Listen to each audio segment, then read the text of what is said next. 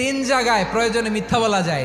এক নাম্বার, আপনার ওয়াইফকে খুশি করার জন্য, সে একটু এরকম না বলে একটু কৌশল করে বললে খুশি হবে, ওটা বলা যায়। দুই নাম্বার, জীবন মরণের ব্যাপার, যান বাঁচানোর জন্য একটু কৌশল করে ঘুরিয়ে বললেন, এটা জায়েজ। তিন নাম্বার, দুইজন ঝগড়া লাগছে তাদেরকে মিলিয়ে দেওয়ার জন্য কৌশল করে একটু মিথ্যা বলা, ঘুরিয়ে বলা যায়। দুইজনের মধ্যে দেখলেন যে সম্পর্ক খারাপ, একজনরে বললেন, ভাই সে তো ওই দিন আপনার ব্যাপারে অনেক প্রশংসা। কি আমার ব্যাপারে প্রশংসা? কি বললো? এই বললো আপনি নাকি এই করছেন ওই করছেন, অনেক প্রশংসা। লোকটার মন খুশি হয়ে যাবে তার ব্যাপারে, ঠিক কিনা?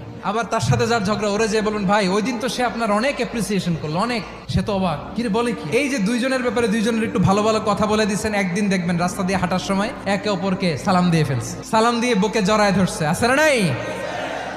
আবার মিলমিশ হয়ে গেছে। কিন্তু আমাদের স্বভাব হইলো, দুই প্রতিবেশী যদি একসাথে বসে একসাথে হাঁটে, দূর থেকে দেখলে আমাদের জ্বলে, আছে না নাই? ঘটনা কি? এই দুইটার মধ্যে এত মিল কে? এই দুইটার মধ্যে গিরিঙ্গি লাগানো যায় কিভাবে?